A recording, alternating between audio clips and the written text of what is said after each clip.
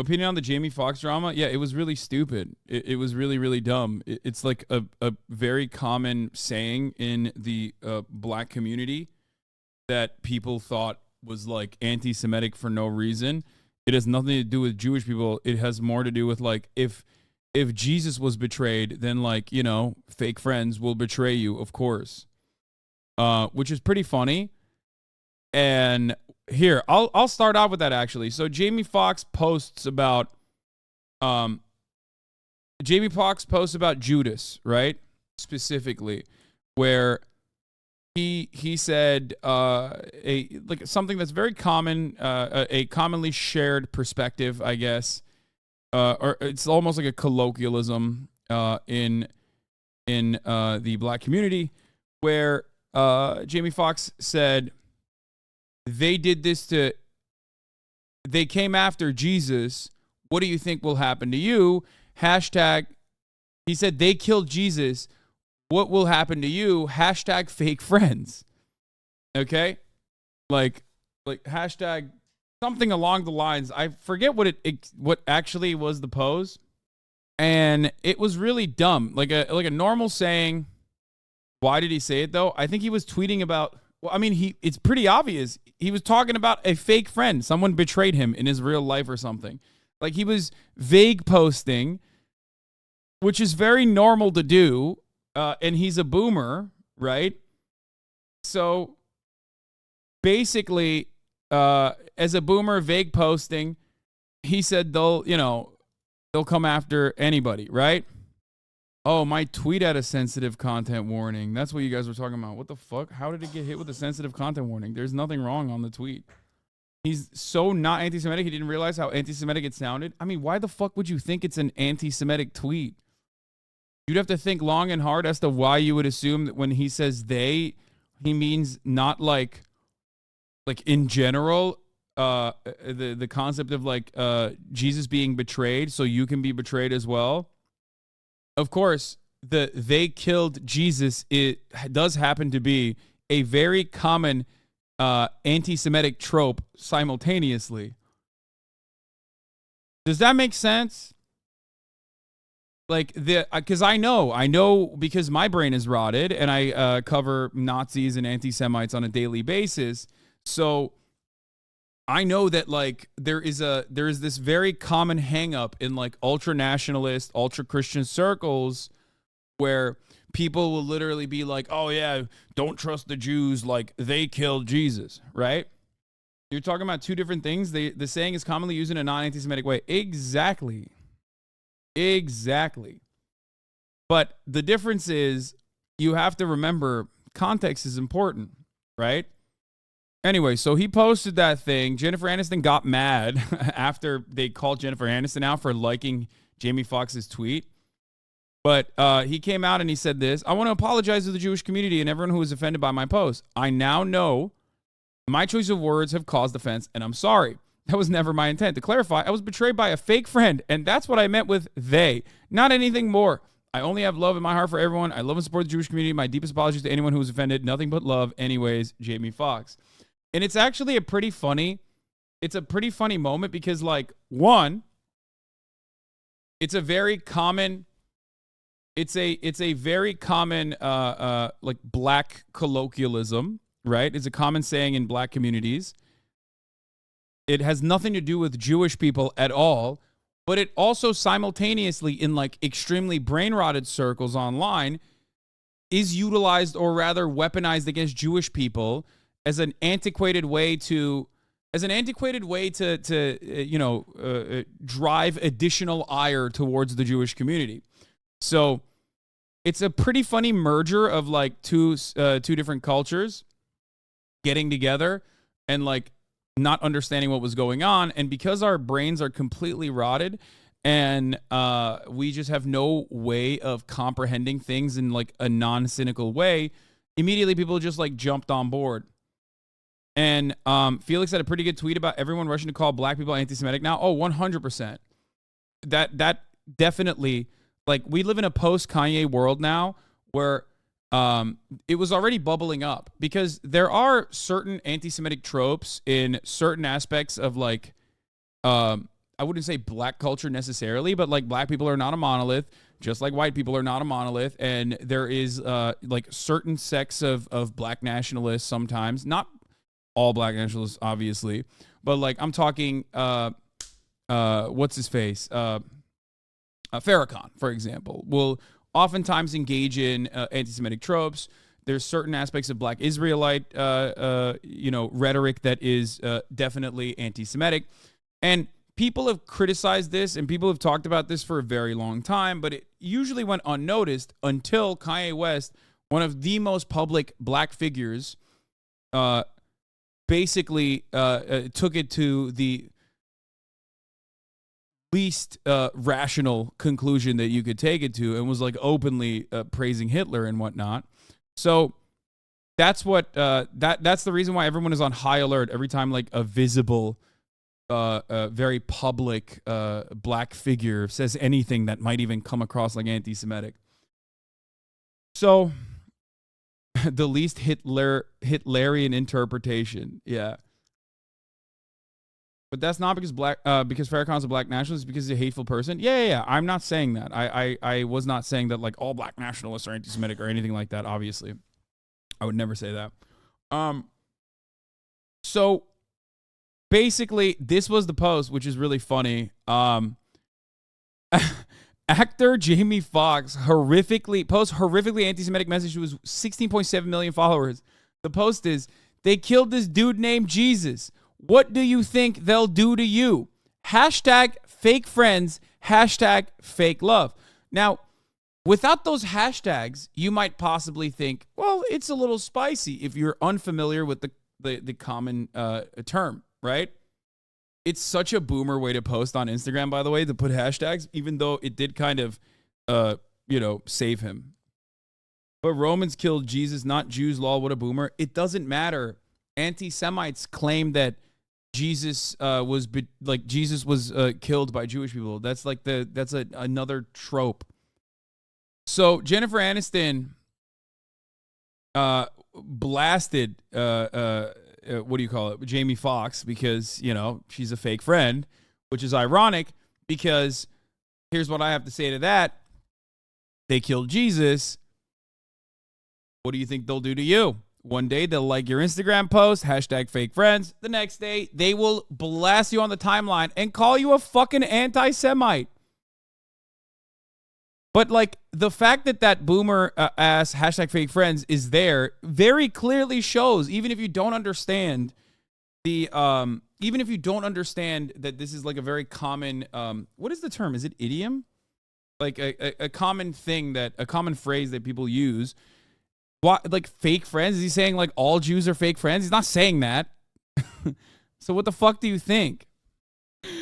Anyway, so it was a pretty funny story, but there is one other layer to this story that I think is really interesting, that someone else posted on the timeline that I actually retweeted earlier today, and I want to show you that. Elad Nehorai, who is a former Hasidic Jew, who writes about extremism and anti-Semitism and how tech spreads both at the Daily Beast and JD Forward and more, had a really interesting take on the matter. He said, Jamie Foxx apologized, which, by the way, he didn't have to, right? Like, it was their fault.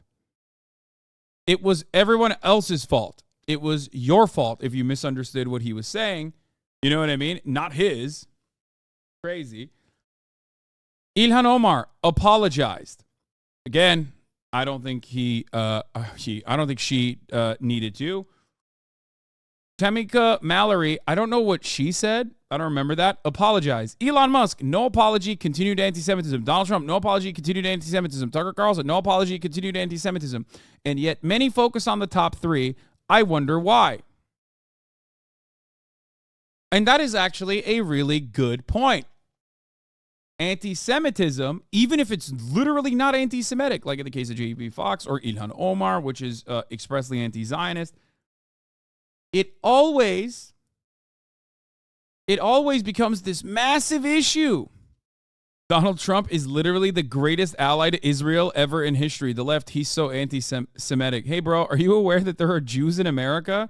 Or do you think we all belong in Israel? Anyway. So, yeah. If you are one, if you are white man, or if you're a white male conservative, holy moly, you can get away with a lot of anti-Semitism, okay? Just a lot. And most of the people who themselves are anti-Semitic will never cynically weaponize cares and considerations of anti-Semitism towards you. You know? They won't do that. They will not do that. It's cool. You're allowed to do and say whatever the fuck you want. Anyway. Pontius Pilate led the community vote to either let Jesus free or Barabbas. He symbolically washed his hands of the matter. That's why some people don't blame Romans for the Jesus death. Did you see the N wokeness got mad about Jamie Foxx saying he's happy he killed slaves owners in Django? Yeah, I know. It was awesome. I love when you know, accounts dedicated specifically to ending wokeness in the media that are so upset about liberals constantly yelling about whatever kind of content is triggering them, does a trigger post or care post about like some other fucking thing that a liberal has said. Oh, holy shit. I didn't even realize the first people were POC. Yeah, they were all black. I thought we were saying just when people see you apologize. No. It's if you're black, even if you apologize, they fucking yell at you. Come on, you said what Fox said is common. It's not a common thing for people to say. What? No, it is common. Anyway, I'm not reading things that are purposefully trying to incite anger out of me today, so I'm doing better. I'm not going to do that. So, there's an argument here for the feeling of white on white adjacent when it's white folks versus like Kyrie and others. They assume it's from a hostile place like Hotep Black Israeli thing, so whites get a pass in their anti-Semitic feelings. No, I think whites get a pass on everything. And it's not even just white people usually, because I'm white. I don't get a pass on shit. It's white conservatives. If you are like openly conservative, openly antagonistic towards marginalized communities, they expect you to be a piece of shit to marginalized communities. So there's that element, right?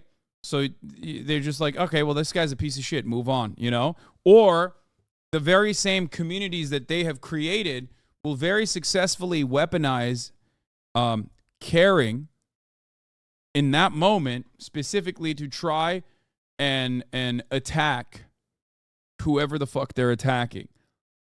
So, it's also very common, although liberal white supremacist caricature of black people, to say that they are supremely bigoted. Yes, I've talked about this before. It's the liberal side of racism, where liberals don't want to come across like they are, advancing the cartoonish, stereotypical depiction of the angry, scary black man, right? The violent, angry, scary black man. So instead of just like saying the common tropes that right-wingers will openly blurt out that everybody understands, the more liberal, the more tolerant approach to like criticizing black men or stereotyping black men as like angry and violent and bigoted and backwards is utilizing social justice terminology, like black men are homophobic, black men are anti-Semitic. You're still absolutely turning all black men into a monolith. But if they're seeing a black person walking down a suburb, you bet your ass they're locking their doors. I mean, yeah, for sure. But yeah, like homophobia exists in every community. It's, there's homophobia everywhere.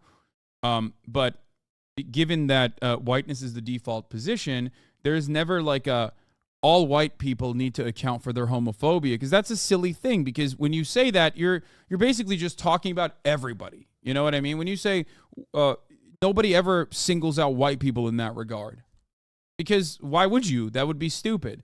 But that same consideration is never afforded to other marginalized identities, other marginalized communities in general, because they are otherized from the jump, and they're not seen as the default group. So everyone's always like, wow, the black community really has a lot of cleaning up to do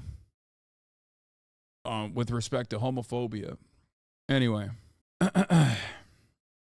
So, if you place yourself as a default, people won't use individual acts. Yeah, people won't use individual acts to generalize the in-group. Minorities don't get that benefit. That's why even though every kind of person has lost their shit at a GameStop, everyone remembers the trans Karen. Yeah. Like I've talked about this before. When you are a member of a specific marginalized group, every action that you engage in, every step that you take is seen as a trope for all members of said in-group. Okay? If you're a trans woman and you get angry, just like the example you gave, then all trans women are like this. All trans people are like this. I mean, come on. They're so unreasonable. They're so crazy. They're so cringe. Right? Immediately. A black person does a crime and everybody goes, look at black people. This is how it is. This is black culture. You know what I mean? Oh, it's just so violent, so aggressive. How do we deal with this? Like, no, that's just a person doing a crime, you know? Yes, you're right. One of the greatest examples of this is the black on black crime dog whistle that people use to dismiss white crimes. It's just crime. The irony there is black on black crime happens at, I believe, around like 89% or 90%. Except white on white crime also happens at the exact same percentage. But you never hear about white on white crime as a narrative. Turns out people do crime to those in their proximity. That's just normal. It's just a constant.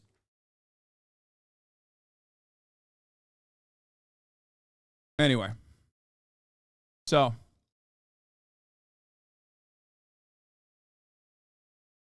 Have you heard about the Alabama boat launch incident? Yes, we're going to do that. Yes, most crimes are domestic. It happens in the home. It happens in your near and immediate vicinity. It does not happen. Most people are not going 8 communities down the road to do a crime. Okay. Montgomery, Alabama has a good white on black crime video to watch. I know. We are going to watch it. Fear not.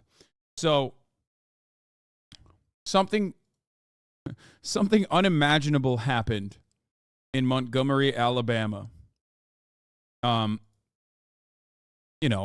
Obviously, this is a place, a town, with a civil rights museum that is not so distant from the area where this fight broke out, for those of you who don't know. A brawl took place at the Riverfront Park in Montgomery, Alabama. Reportedly, a group of white men attacked a black dock worker after he asked them to move their boat because there was another much larger riverboat with hundreds of people in it coming into the dock. But these group of white men in their pontoon, their tiny-ass pontoon, chose not to move their boat. And their response was unhinged and insane. Their response was to directly fight the dock worker, the black dock worker. Their response, but then, all hell broke loose in a crazy way where there was definitely violent retribution. You rarely ever see this kind of thing. So it was kind of cool because it's one of those instances where it's like a crazy circumstance that explodes in a way that that you only see in movies, basically. Okay? It was a gang of white thugs. No need to sugarcoat it.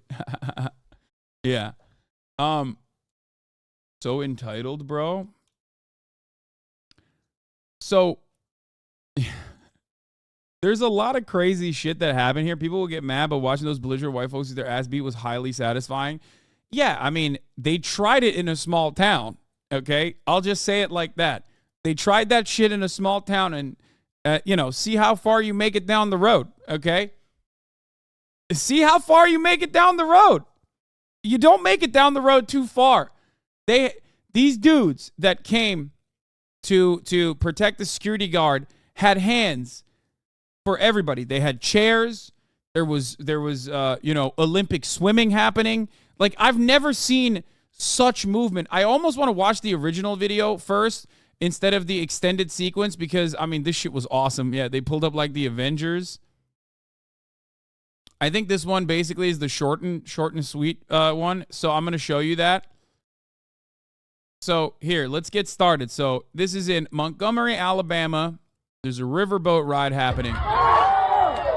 So this guy, before I show this, hold on. So that guy is a dock guy. He's like a security guard / dock worker. He tells these guys to move the fucking pontoon that they're in. They say, fuck no. I'm suspecting that that's what they say. And they start just fucking jumping him. This moment is incredible because he pulls a Bobby Shmurda out of nowhere, which is such a wild and very anime move. I don't know why he did that. I don't know why he just like decided, it's fighting time. Fisticuffs will be happening. But he chose to do something truly crazy. He didn't just like toss his hat. He didn't toss his hat directly at them. He tossed it in the air like a smoke signal. Like that went so far into the sky. And immediately, this fucking clown takes advantage of the opening and launches into him with a fisticuff. Okay? But there's good control from the security guard, who then whips him around a little bit, but he's still getting jumped. Then the other good old boys decide, we want a piece of that action too. And you can see like 1, 2, 3, 4, 5, 6 people are just beating the shit out of a dock worker in this situation. Okay? It's kind of fucked up. But fear not. Because that smoke signal worked. Ladies and gentlemen, that smoke signal worked so fucking well. I do not know how to describe it. What you are about to see is how well that shit worked. Let's roll the clip. So, there's a 5th lady coming in too. She's like, yeah. Number 1. Boom. First guy comes in. He's trying to break it apart a little bit. He's trying to pull. He's trying to pull the angry white thugs off of the poor dock worker. Okay. Here, let's play something better.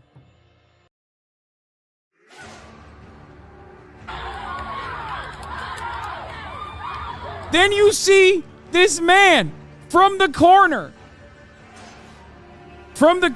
just fucking swimming like he's Aquaman. Turns out he's 16 years old, by the way. I have never seen movement like this. Who the fuck sees the smoke signal, is on a boat, and goes, oh shit, I will be there no matter what? Okay? I will be there no matter what, he said.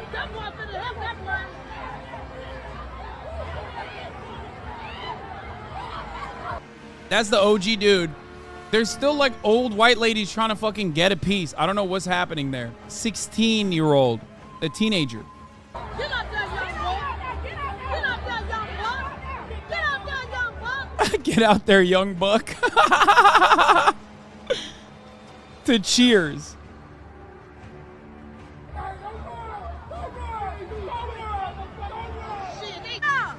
And all of a sudden, the tables turn. That's right. The tables have turned dramatically. Now, the 6, 7, 8 white people feel a little outnumbered. By the way, I love this angle because it also shows you what these guys were doing. That is the fucking riverboat that's trying to dock. What's up? Versus this fucking pontoon that is refusing to let the riverboat dock. Okay? I love that angle because all of a sudden, you recognize the situation. You recognize the entitlement. You recognize the caucasity, if you will, where this guy's like, hell no, I'm not going to move my boat. Like, that's fucking psychotic, dude. Do you not see the riverboat behind you, my friend? Do you not see what is happening? I guess he didn't. What he didn't see was the top of the hour ad break coming at him. What he did not see were the fisticuffs coming from the sky. But fear not. As long as you have a $5 a month subscription or a free one in the form of Twitch Prime, that's all you need, baby. You can just subscribe or get gifted a sub. Sakura Gore, thank you for the 10 gifted subs, allowing 10 people to no longer see the ads at the top of the hour. Here's the 3-minute ad break now coming at you. Let's continue. Yeah! Woo! Oh! Woo! Woo! They scared. Look at them. They scared. Woo! Beat their ass. Oh! Woo! Oh! Now, the cops are on scene. And what you will notice is, luckily, and I didn't see this in my analysis at least, they didn't just, like, they were literally pointing their tasers at everybody. But it seemed so chaotic, and luckily they didn't deploy the tasers because they're all wet. I feel like that's not a good time. I feel like you could actually, like, hurt somebody. Like, you could kill someone, right? Oh, my God. Woo! That what you get. That what you get.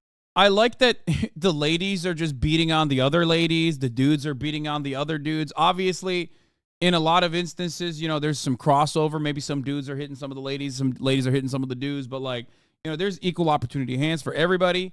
But also, you know, this is, like, they absolutely fucking started this. You know what I mean? That what you get. Oh, tie ass up. This guy's just, I love the pepper spray he's trying to deploy, but because the situation is so chaotic, he's just whirling it around. Look at this. Look, he's just trying to spray whatever. He's like Axe body spray. He's spraying that shit like it's Abercrombie and Fitch, and he's like a 16-year-old employee just trying to make the store smell like the Abercrombie and Fitch cologne. What are you doing? What are you doing? She whooping her ass. Like, that lady did not even stop. She's just still wailing on the other one. Oh, that was awesome where they dumped one. Look. Look at this. Look at right here.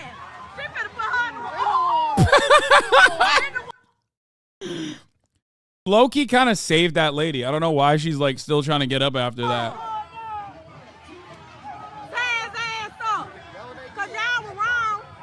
That one is crazy. I think this was the kid that was actually swimming, too. If I'm not mistaken. But he just goes wild mode.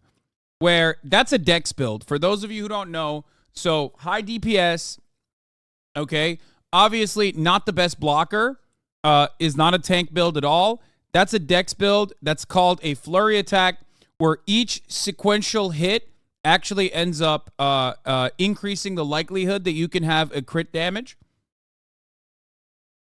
It's basically like a glass cannon, but you can see in a circumstance like this, and you guys know, I mean, I do a lot of fight commentary on situations like this, and what you're seeing right there is it works perfectly when tanks have actually taunted the main villain, like one of the minor raid bosses, and then the DPS comes in from behind. But, like, notice, even a lighter defensive maneuver causes the dex build to, like, get whiplash and immediately back away. Because, like, notice there's another lady that, like, runs in and pushes him off gently, basically. because he doesn't have a lot of defensive posturing.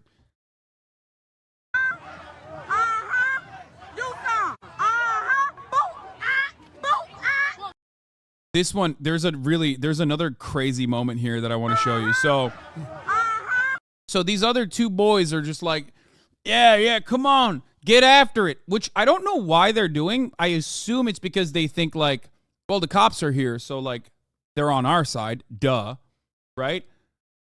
But these other guys at this point, they don't care, right? These guys deploy taunt, but they end up AoE taunting. And you never want to do that in a situation like this because all of a sudden you don't actually just have, one or two people that you can kite away.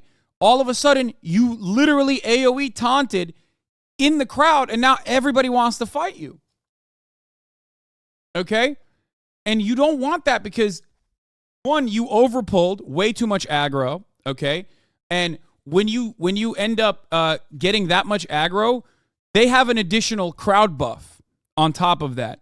And you have no healer anywhere. You don't have a pocket mage. You don't have any kind of structure where you have like someone who can heal you, okay? You're fucked. And you're about to be positioned into a corner, okay? Now, the reason why they did that taunt is because they thought, oh, cops are here. They're on our side. They were wrong because the cops can't even do anything because the situation is too fucking chaotic. Boom! This guy, this is a very special move, okay? He cocks it like Henry Cavill. Look at where he pulls that from.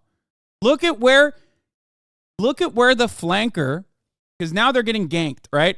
The flanker came from afar and he cocked that fucking hit.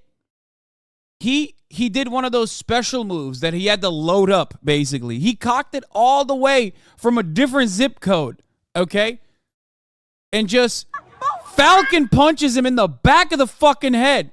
This dude at that point, your world is shocked, okay? Your brain inside of your skull is jiggling, okay? Back and forth. Your brain is turning into mush at that point, okay? Yeah, he pulled a gum pistol. Again, backstab crit damage. Very powerful.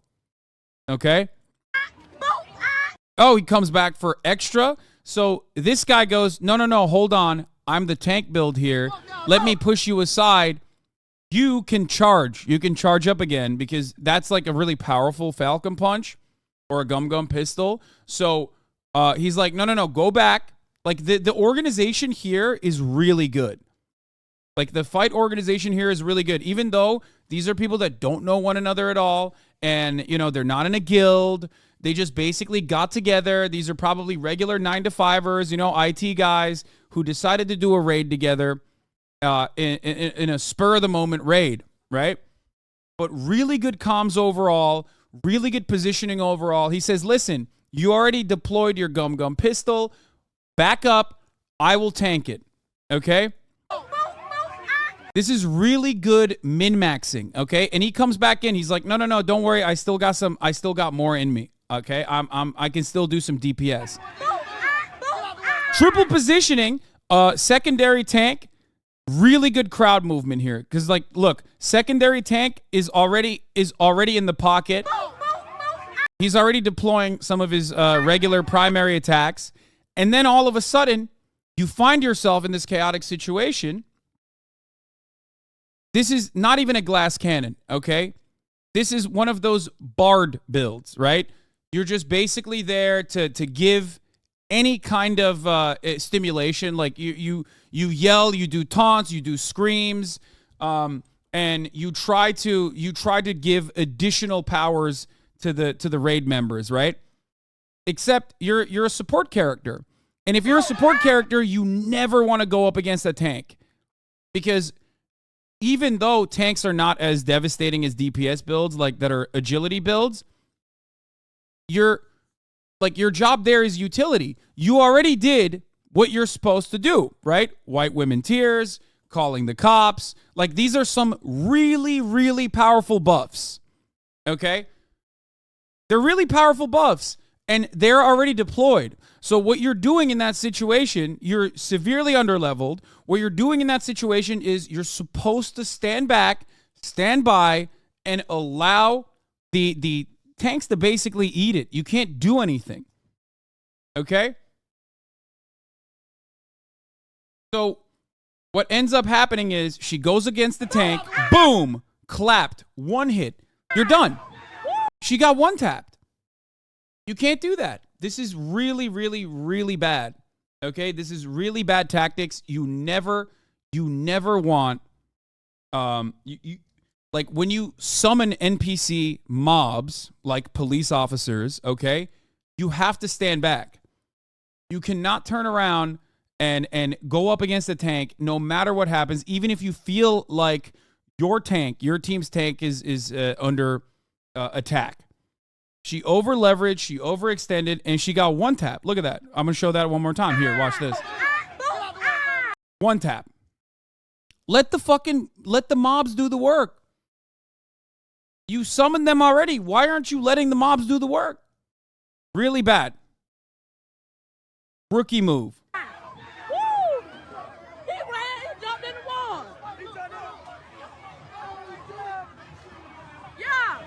Now, there's more to this, by the way. Oh, look at the Brawl. More stuff being thrown in the air. So, decent tactic is basically like repositioning the fight into two separate areas, except it doesn't matter because you're totally outnumbered and also out-leveled in this situation. So a secondary smoke signal is deployed here. Look, watch. Watch. Do you see that? Do you see what he just did there? So that right there is basically phase 2 of the fight. Okay? So the reason why he threw that up, like a lot of people will probably not recognize this if you're not experienced in raids like this. The reason why he threw that up is because he noticed that the second fight was still occurring. Because like the first one, you know, the mobs actually end up doing a decent job of like taking down some of the tanks here. As you notice, look, they have really high. I don't know what the skill would be considered. I mean, handcuffs is like a pretty OP move. They also have like law, which is like an extended buff. I mean, it's a passive. Sorry. Yeah, crowd control. Okay, yeah, they're the mobs do very good crowd control. It's a bind. Yeah. So moving away from the mobs that are engaging in crowd control on the tanks and then moving towards the second fight is actually a very clever move right there. This way you spread out all the damage as best as possible. Yeah, they got rooted. Jumping their ass. Cause y'all were wrong for jumping on that black man like that, baby. Okay, I thought. I love the commentary. So here's the secondary. Here's the second battle. Look.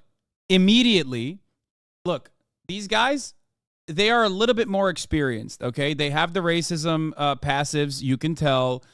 Alabamans that are over the age of 50 oftentimes are like late game guys, like they already know what they're doing, right? They also get additional buffs from the presence of the mobs that they spawned, cops, right? When in the presence of cops, they immediately get like extra DPS, extra stealth, like all of their fucking stats are boosted in this situation. However, that gives them a lot of confidence in this situation, thinking that they could basically take down at least one of the tanks here. Okay? They're trying to take advantage of the circumstance because they think the mobs have already stunned half of the raid, right? Half of the arena. So that's wrong, though. He also has taken his shirt off, which is another. I mean, that's a pretty basic one. That doesn't matter. White man, black man. Like you take the shirt off, you get a boost, right? That's everybody already knows that.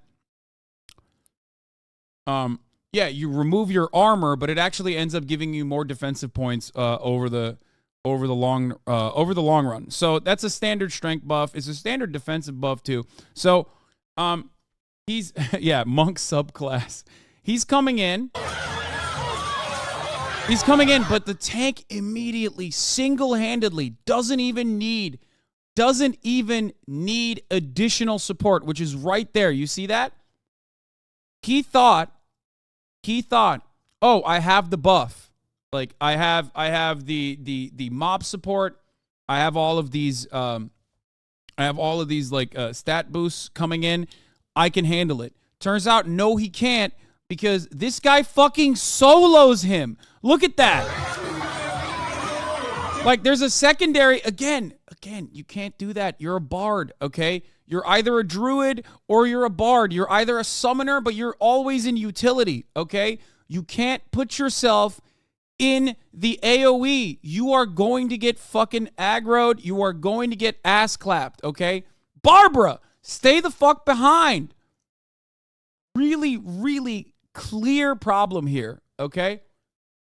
You cannot put your healers, you cannot put your enchanters, you cannot put your bards, you cannot put your fucking utility and support characters in the line of fire.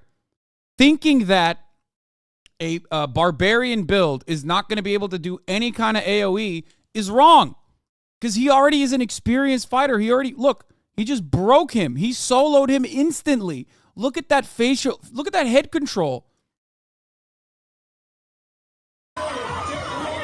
Doesn't realize that Barbara is going to get some too.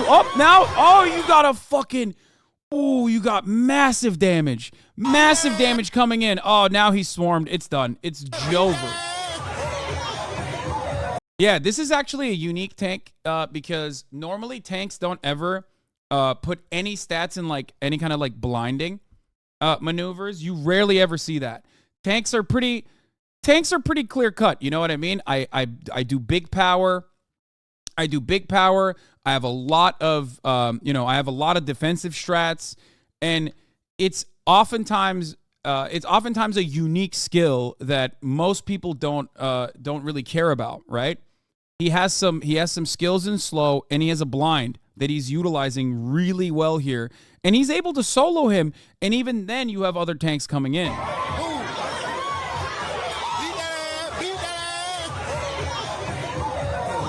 And yeah, there you go. And there it is. You have another rogue character, a rogue coming in from behind and just absolutely destroying Barbussy. Okay? Barbara just got fucking owned. Not only did she get AoE when she pulled aggro from the crowd, but then, of course, she's getting swarmed by the rogues now. They're going to make mincemeat out of you. What the fuck are you thinking? Look at her. She has no defensive strats. She's on the ground trying to kick back. It's Jover. This, I want to say, I do think this is an expert maneuver, though. He took his flippy floppies out. Like, that's how you know this is an experienced, like, tier 4 racist, I would say. Because he took the flip-flops out and he put them in his ass, basically, so he doesn't lose his flip-flops at the end of the combat. So it's really good. Even if you can't get into an exfiltration zone, as you guys already know, there's a secret pocket that you can put like your most valuable items. And that's what he's doing here, which is an expert maneuver. A lot of people forget about that.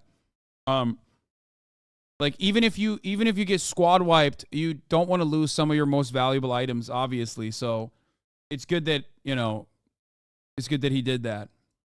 But that's also how you know.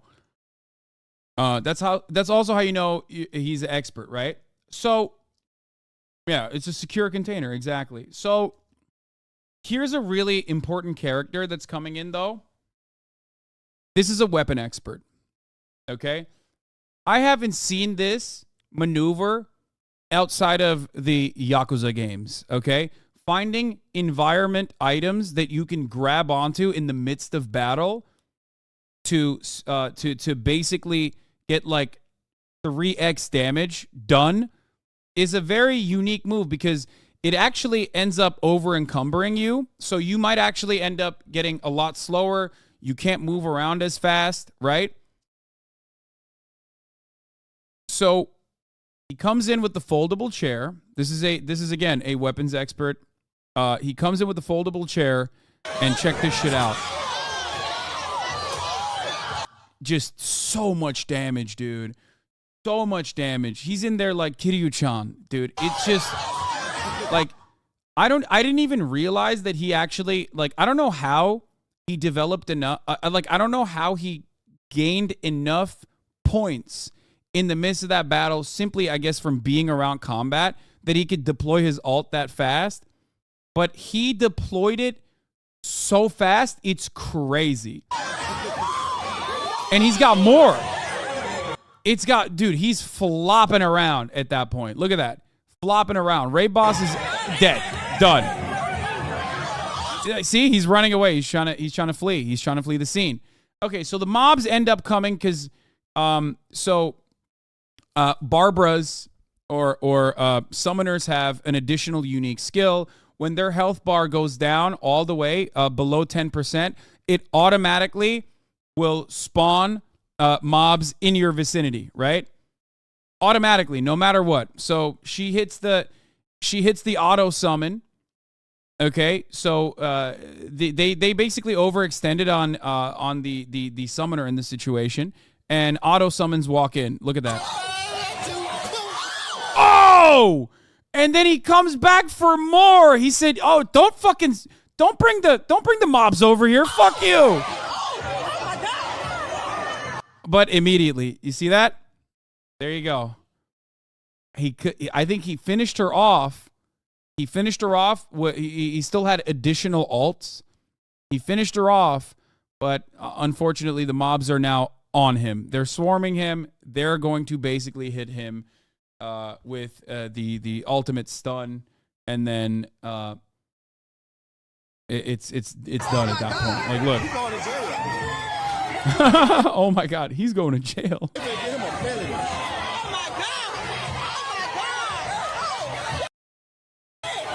Yeah.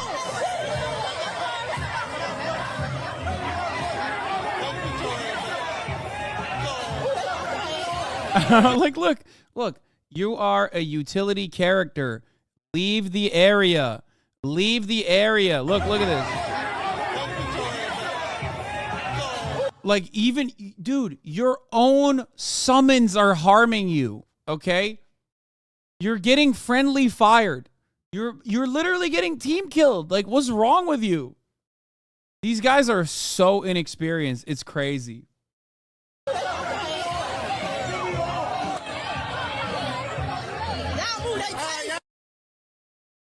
So there's an extended version of this, which we're going to watch. So that was the OG one, and I wanted you guys to experience it in its fully, in the way that it, like, exploded on Black Twitter especially.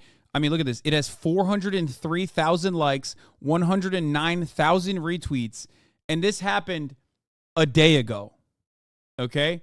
This happened yesterday. This was uploaded yesterday, and it is, like, one of the most popular fucking posts. Play-by-play God. Goddamn, bro, I never thought I'd see this shit happen in real fucking life. Okay, well, we're not going to do that because there's also a Zack Snyder cut on the battle.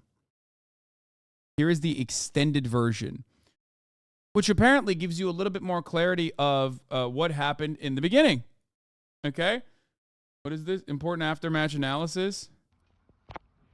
Was this guy, I don't think, is a real... I don't think he's one of them. Well, turns out that 65-year-old man could really fucking throw him. No, I don't think this is a real... I think that's fake. Anyway. Check my logs. I'm trying to provide important background information.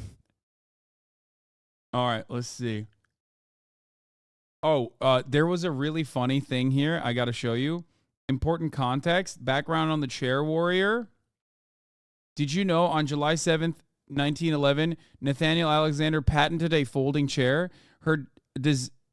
He designed his chair to be used in schools, churches, and other auditoriums. His design included a bookrest for the person sitting behind and was ideal for church or choir use.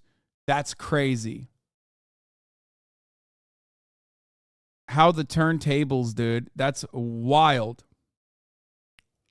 That's wild. Turns out it duels as a weapon real good.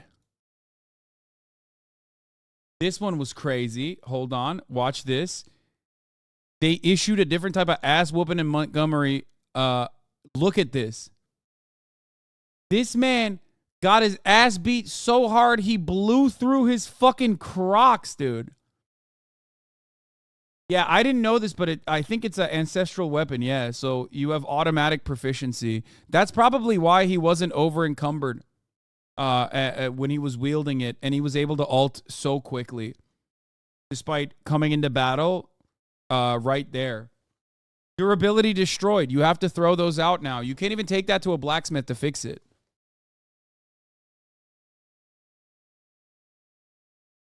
It's from a different Brawl to Crocs. Oh. Okay. Bro did not switch them on to sports mode. At that point, it doesn't even fucking matter, okay? It doesn't even matter. So, where was I? There's more. Okay, let's watch the extended version now. Because there's, like, additional background. Hey, y'all finna go to jail, bro. You're going to jail. Because these motherfuckers thought shit was sweet. You're going to jail. They had no business jumping on them folks. Look at the crew members. They ready. Yeah. All y'all ass need to load up. Ooh, look at the crew. All of them. Jumped on that man. Oh, watch the pre-punch video here. This is what I wanted to see. This video shows how the whole Alabama ferry brawl started. Brother man was doing his job telling these folks to move their boat so the ferry could dock. Privileged white people refused to move and then jumped him.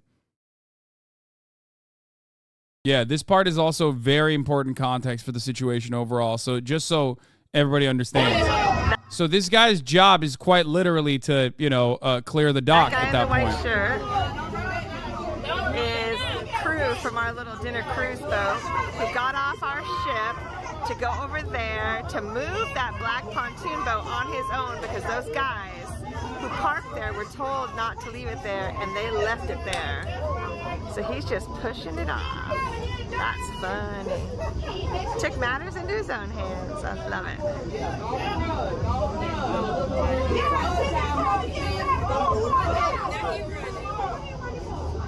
I hope the police give him a big old ticket. He's like, you can't move my boat. Look at him. Look at him. He thinks his fucking support is gonna do shit. He thinks, oh yeah, well, you know what? She'll do a couple shouts and I'll get some fucking buffs up in here. Not realizing what is about to unfold.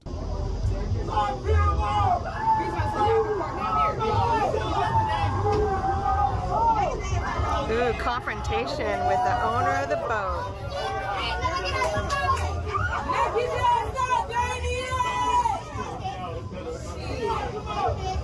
Like, what is this? What the fuck is this? Look at how he runs over too. I mean, this dude is like literally getting swarmed already. You know what I mean?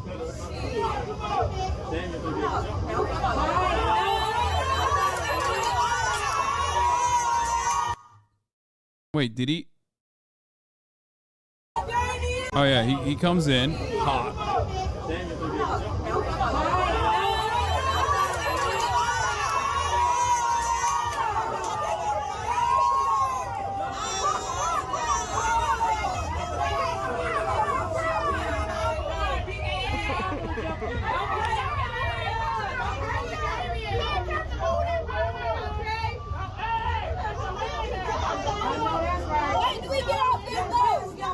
He's literally pointing to the boat. He's like, dude, that boat needs to dock. Like, imagine having some fucking little ass, like, bitch ass boat, and you're like, no, I'm not moving. When, like, an actual river boat with a shit ton of people in the boat are like, yeah, we need to come in here. Like, what are you fucking doing? What are you thinking? How do you operate like this? How do you behave like this? It makes no fucking sense. Those guys are all drunk.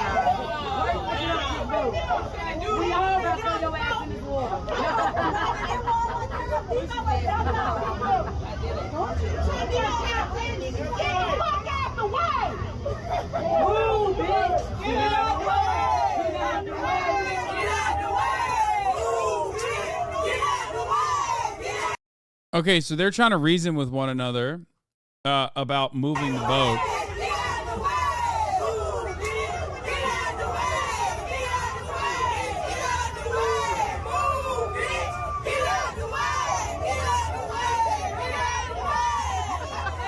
The 16-year-old was crew. Oh my God, that makes it so much cooler. Is that him? Right here, the one that swam over? I mean, bro works on a boat. He swam his ass over there, dude, real quick. Aquaman. Holy shit. Oh, it's so sick. This story is just so... You rarely ever get a situation that's so like interesting, captivating, has like not a good ending necessarily, because you know, as you see in the situation unfold, like cops immediately go after certain people in the crowd and not others for some reason, but it's because they're spawned by the Karen bards, so. Or not bards, the Karen druids. He took the hat off. He's getting pushed over.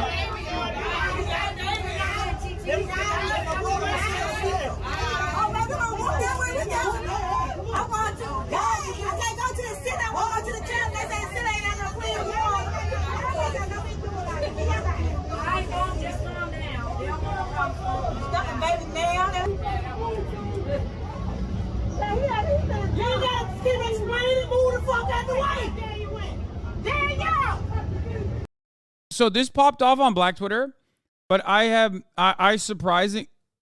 really seen a lot of like racist 4chan Twitter dumbasses speak on the matter at all. No, of course it popped off on Black Twitter, but I'm shocked that like I haven't really seen a lot of like blue check marks popping off and being like, you know, turning this into like race riot, race war type narratives. Get right now. This is I think it's probably because it's a clear fucking L. I don't know.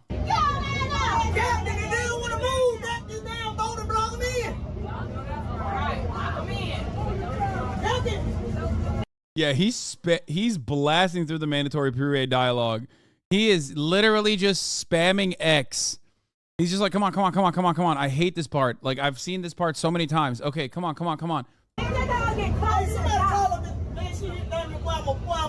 Okay, cutscene is about to be over. I ain't gonna do nothing but drown and I'm gonna come in here. I'm gonna say we're resuscitating. No, we do for you, baby. It's over.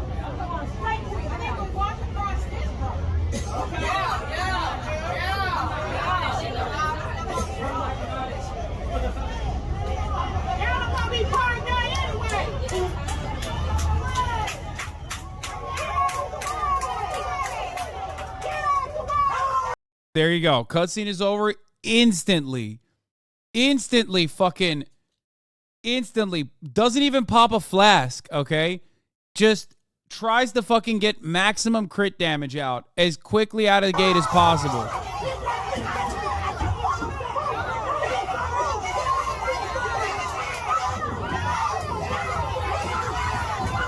He actually does he has really good crowd control, by the way, because he's like literally swarmed, hits the fucking signal.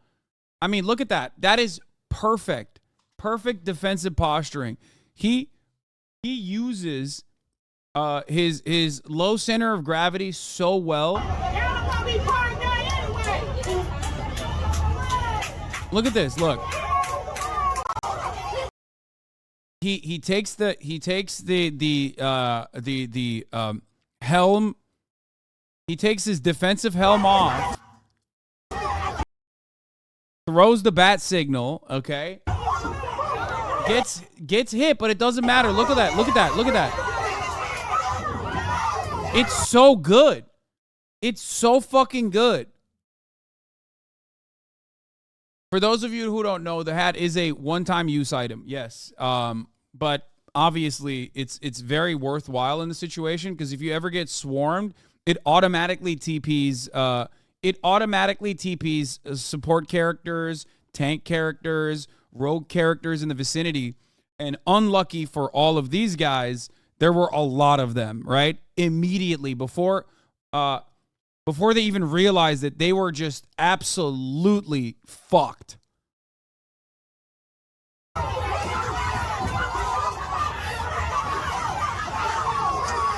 So they overpower him for a second, and they're just like unwinding on him. I mean, it's like 1, 2, 3, 4, 5, 6. Fucking this guy, I think, is like a crew worker. Look. Look, they're even swinging at the fucking other dock worker, who's just like some literal. He's like an NPC. They're swinging at the fucking NPCs. That's a kid, man. That's a kid that also works at the dock, you fucking asshole. But notice that he goes, as soon as he punches him, he's like, oh shit, that's just the NPC, and he moves back. He's like, oh shit, sorry, brother.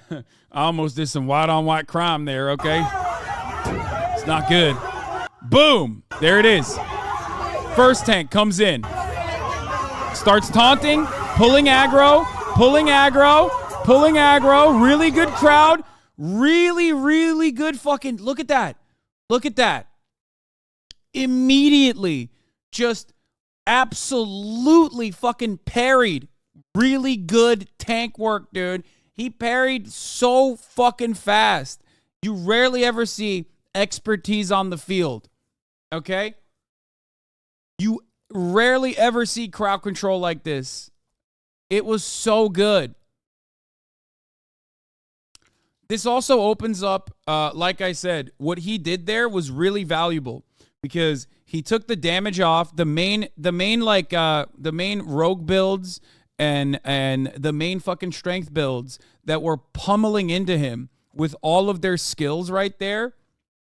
Before they could get like triple X, quadruple X damage off, he immediately fucking disperses the crowd.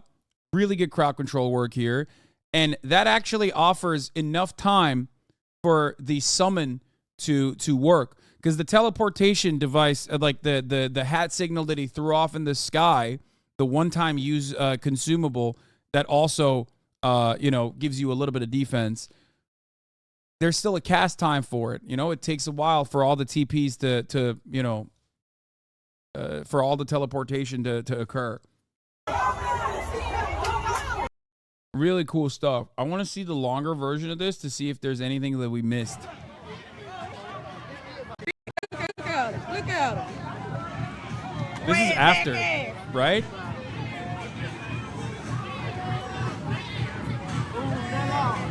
Man, they couldn't do that with that man that jumped off. You had to sit on him.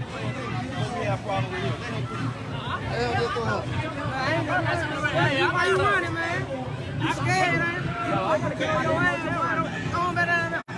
I'll sleep down there. Like shit, man. That's my boat right there. Don't get through here. What the hell? This is after the prologue, but before the big battle. Yeah, these white folks jumped on these black men that work security.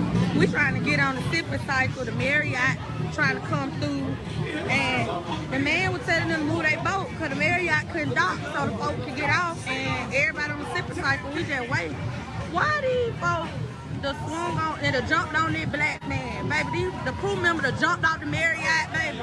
They whooping ass, baby.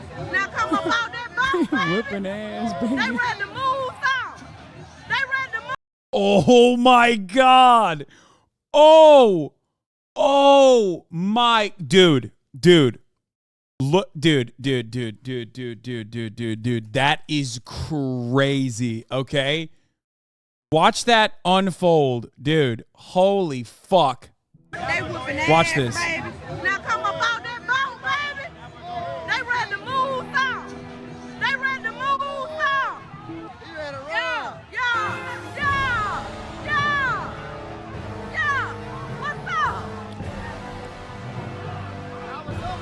Bro, they came off the boat, shirts off. They popped all of their fucking flasks, dude. They already popped their flasks. They had all the buffs. They're stacked the fuck up, dude. I didn't even see that moment. Look at that. Holy fuck, there is, dude, an ass whooping is about to commence, dude. Look at this. They ready to move out. They ready to move out.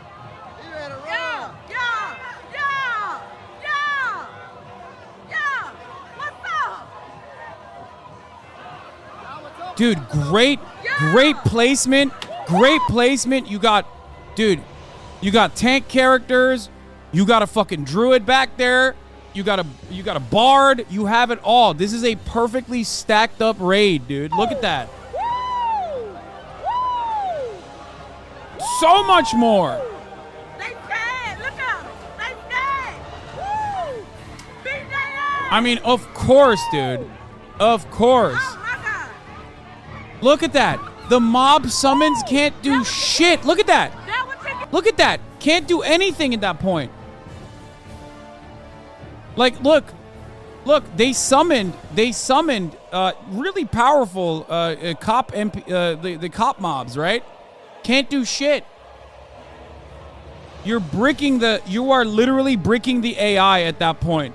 You're basically breaking it because, like, there's too many targets. There are so many targets at that point that, like, the mob can't do anything. Oh my God. It's overwhelmed. Look. Woo!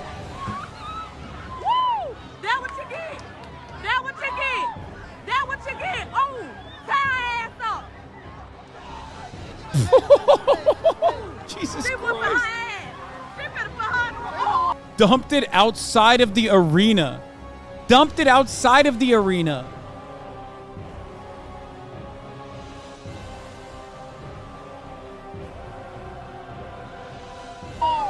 In the wall. Tie his ass up. Cause y'all were wrong. I mean, we already saw this part. You got the DPS. This is update. The swimmer is 16-year-old Aaron. His parents released a press statement on Facebook. Please read it. And yes, black people can swim too. I saw a lot of I saw one really funny comment where it was like a funny ass tweet where it was like when the racist people found out we can swim, they must have been fucking terrified, where it's like he just came out of the fucking water ready to swing, dude. It was awesome. Heartfelt gratitude from the publicists of our hero. Dear friends and fans and supporters, we hope this message finds you well and filled with joy as we come together to celebrate the remarkable act of bravery and compassion shown by Aaron, our cherished young hero. In the face of adversity, Aaron selflessly came to the rescue of a fellow colleague, showcasing courage beyond his years. We are immensely proud of his actions and the values he exemplifies, standing as an inspiration to us all. Like, he saw one of his coworkers on the dock getting fucking pummeled by like 4 or 5 dudes, and he swam directly at the problem. It's kind of crazy. Anyway, this is the best clip, hands down. I began to pass out. Then my head hit the wall. Boom. But I had a praying grandmother. I began to pass out. Yeah, Aaron is a great Dex build, straight up. Gamers flabbergasted by your RPG callouts. Why did you have to do that? Dominate the stream by avoiding the top of the hour break for $5. Why'd you have to do that? Why'd you have to come at me like that? I was doing such a good job here. We were having fun. And you had to go and take my fucking segue away from me, okay? Yeah, you're right. You're right. You're not wrong. At the top of the hour, there is a 3-minute ad break. And yes, if you no longer want to see those ads, all you need to do is subscribe. You can do it for $5 or free with Twitch Prime by connecting your Amazon Prime account to your Twitch account, where you get 1 free Prime subscription a month. Red CXY, thank you for the 10 gifted subs, allowing 10 people to no longer see the ads at the top of the hour. Here is the 3-minute ad break now. Another angle of the chair. I am blocked by this person. Oh.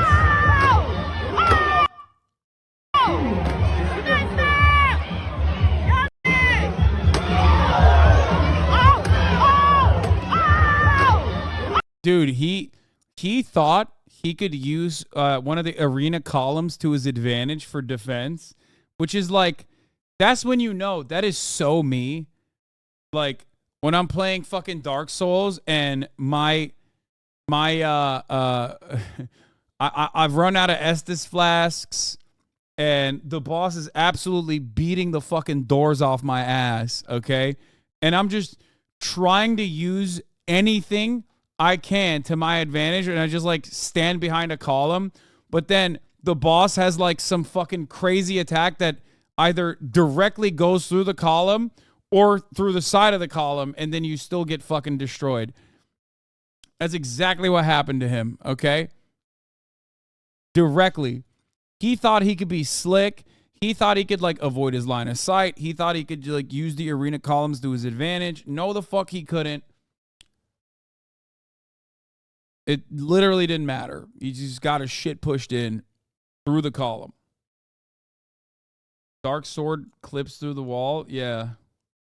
There are so many moments that worked so well though. Like the summon, like the incredible summoning, the incredible defensive posturing, the incredible crowd work from the original tank that got summoned early.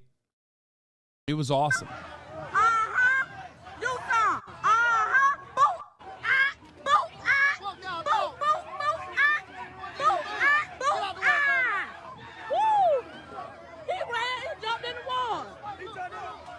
This was pretty funny. Yeah. The NPC summons also obviously, you know, they backfired. They got TK'd a little bit. Like the raid ended, and it certainly did not end as a victory or a dub for the White Guild. You know what I mean? The clan. I mean, look at that. Great job on trying to control these thugs in our city. I'm so glad they got these thugs captured off the streets of our great city. Enough is enough. Oh, Jesus. White Alabama woman reacts to the fight. Why everybody wants me to talk about this Alabama brawl? Honey, is it because I am an Alabamian or is it because I own a watercraft myself? Here's the deal. Y'all got what y'all deserve. Did you really think you was going to put your hands on somebody that was out there doing their damn job? Not just to keep you safe, but to keep everybody safe at that dock. Here's the problem. People get out there and start drinking out there on the water and come back and they done got big and bad. All right? But you met the wrong one that day, honey. You met the wrong one that day because there was people in places that needed to be put and they got put in their place. You get up on my face, I can't guarantee what's going to happen to you neither. Now, I don't condone violence. But that right there, y'all got a show put on y'all, and that's y'all's damn fault. Don't get up in nobody's damn face acting like you're gonna tell somebody what you're gonna do on his damn dock. All right, that's what's wrong with y'all. Y'all get out there in the water and you act crazy, and come back and got dealt with. Did y'all see that one man's Crocs? Lord, it looked like his Crocs got his ass whipped. Oh well, I don't know why. Oh God. The armrest condition says she does this rant thing often. Yeah, she said, fuck around and find out. The best part of watching you is your community getting these clips from all over. Oh yeah. I mean, that's one of the greatest ways to react to this kind of stuff is with a community of CIA officers who will pull shit from every which way.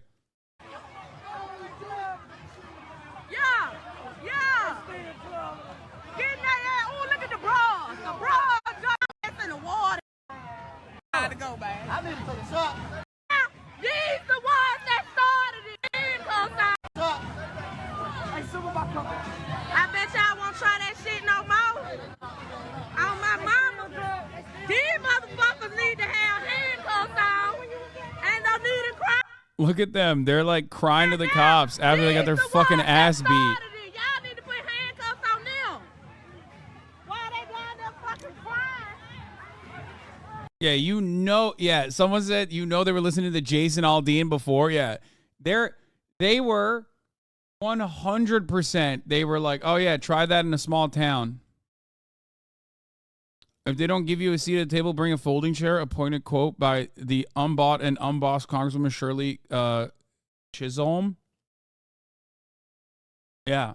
I also didn't realize that the folding chair was invented by a black person. But yeah, that's it. Try that in a small town. See how far you make it down the road. They took pictures of the chair afterwards. What the fuck? Yo, that shit is bent too. Oh my Lord. Holy moly, that's good. Oh, legendary weapon, dude. Yeah. Ancestral buff. Yeah, the guy clubbed up all them. All of them. Yeah, come get them. Come get them. Come get them. Yeah. He started that shit. Get him. Yeah. Yeah. Yeah, I don't often do fight coverage like this, but when I do, I want to make sure that it's like, you know, an incredible one. And I think it was time. For those of you who don't know, I've done a bunch of these before, like a couple Waffle House fights and shit like that. But a couple Popeyes brawls as well. But this was like, you know, this was definitely one of the best, if not the best. I don't know if this will be topped. Fuck that shit out. All of them.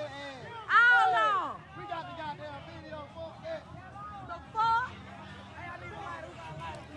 That what you get? All that. Yeah, look, see, their own summons, their own mobs are fucking stunning them. Look at that. Their own mobs are hitting them with binds. Look, you see that? That's what you get, dude. You can't go into battle with an inexperienced bard and an inexperienced druid. They will come and they will bind you, okay? You just got fucking you got perma-stun. Really fucked up. Once a PvP match ends, summons return to default roles. Yeah.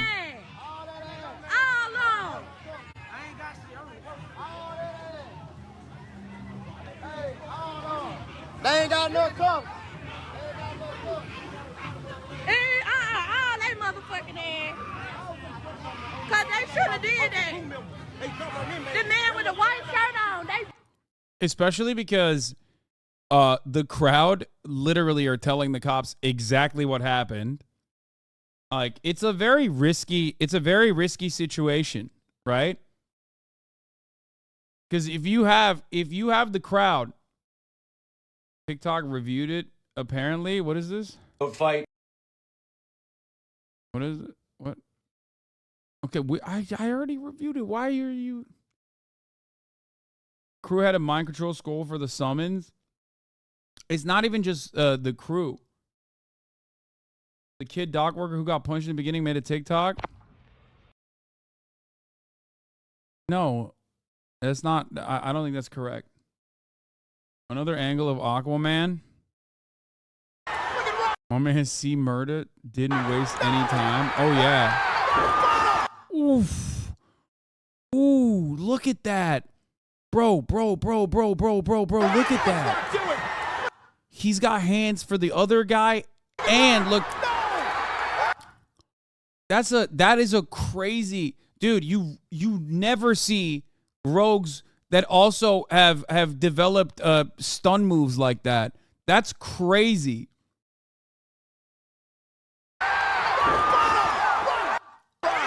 That's so sick.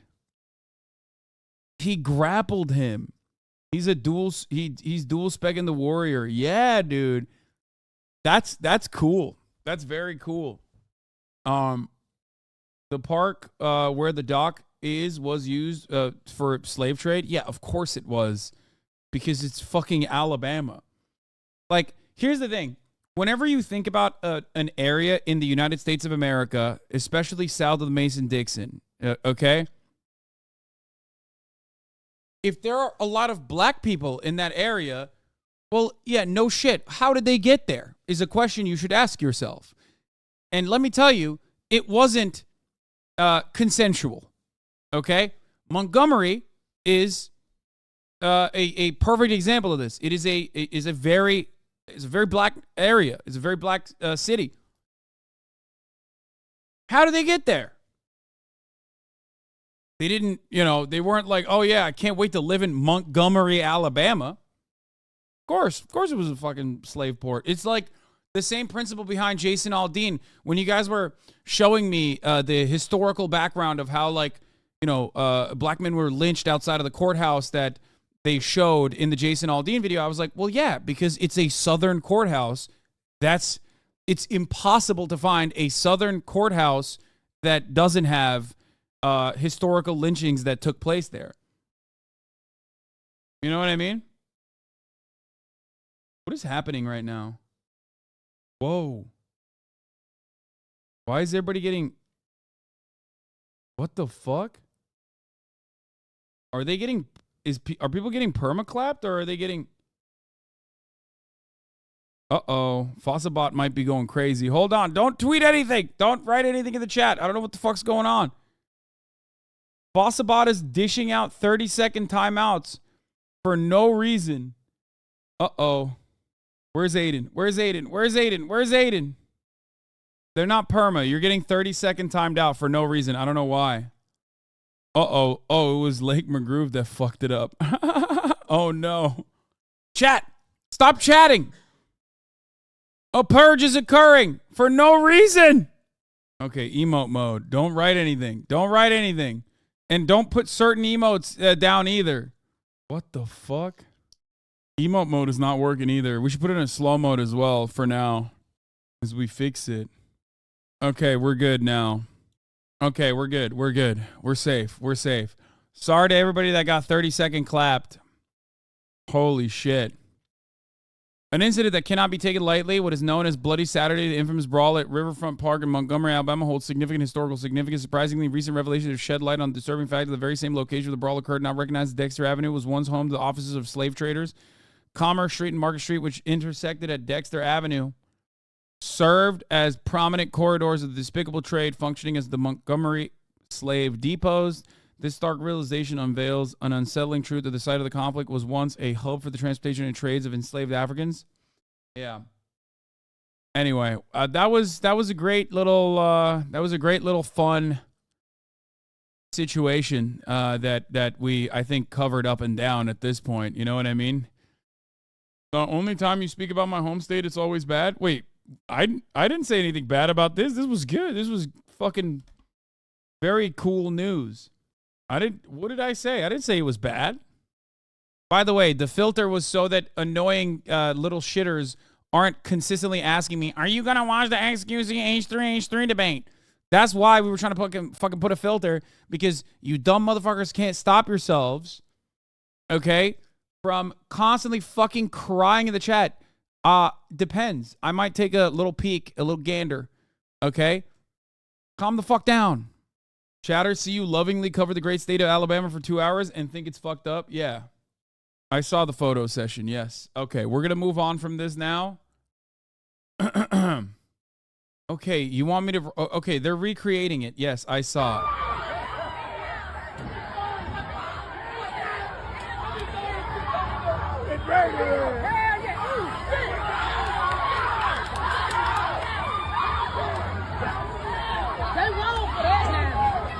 Swimming his ass over there. God damn! That boy finna hit that boy. Get up there, young boy. Get up there, young buck. Get up there, young buck.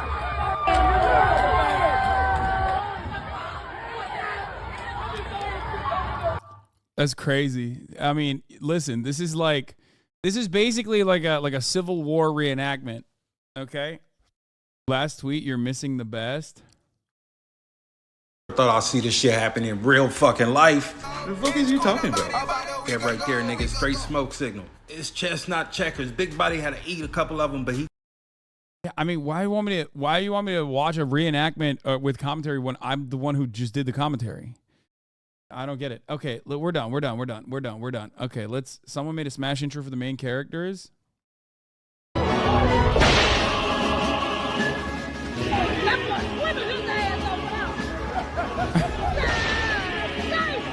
Barnacle Boy. He's going to jail. Chair Mageddon, take a seat. This was, dude, that is a beautiful sight. Okay? That when they're just getting off the boat, when the boat finally docks, okay? Like, because sometimes there's latency issues and you can't fucking get in to the arena, right? Like, you were trying to bring in more from the guild into the arena, and finally, the summoning stone works. Look at him. They're skipping, dude. He's skipping over there. He's like, oh, shit. When the queue finally pops, dude, oh, it's so Jover. Man, I think those white guys should have moved their boat before the other one came through. Yeah. Don't really get what's so funny about this. What's the context of this? The context is a bunch of fucking drunk white guys literally jumped a black dock worker when this big-ass boat was supposed to dock, and the black dock worker was like trying to reason with them for like 5 minutes and trying to get them to move. Okay? And he just refused. They just refused to move. And then they literally started fighting him. They jumped him with like 7 people. But you glorify mob justice. No, man, I'm having fun with it. Okay? We watch Waffle House brawls every now and then, and it's called, making some jokes. Okay? Calm the fuck down. You don't have to be, oh, God, I'm doing it. I'm responding to bait comments. We're done. We're done with this. We're moving on. Let's get to some other fun news. This is not from Alabama, but instead Kentucky. Mitch Mcconnell came back from his shitting his pants moment and went back to the wonderful state of Kentucky to deliver a speech in front of his own constituents. And it turns out his own constituents are also not so happy with bitch McConnell. Let's take a look.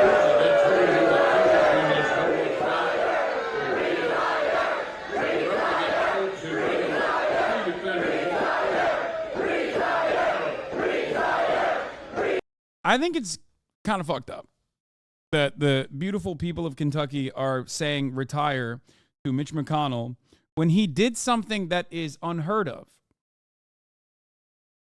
He respawned. Like, he died and came back to life immediately in front of your eyes, and you guys are shitting on him. It's fucked up.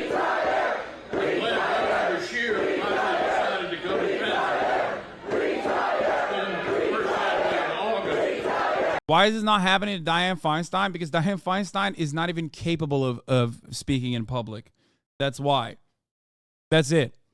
Because Dianne Feinstein doesn't even have, like, Dianne Feinstein has already given power of attorney rights to, like, her next of kin. Like, she's so gone. Dianne Feinstein can't even make a public appearance. Look at this.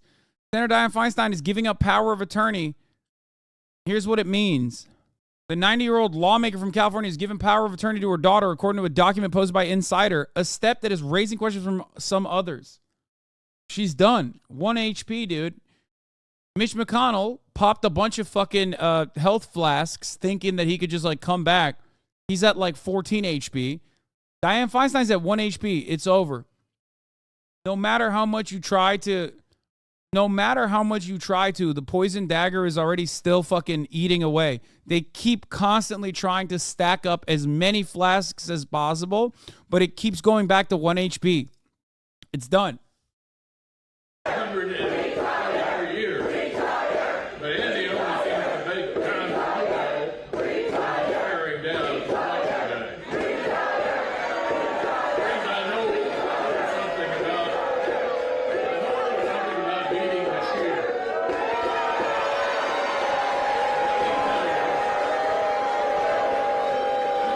Andy was dead, looked like a republic. He was here, dead, thought woke was what he did from his Blackberry Senate race in 1996. How does he keep talking? I don't think he can hear anything, dude. Also, Mitch McConnell has no shame, so he don't give a fuck.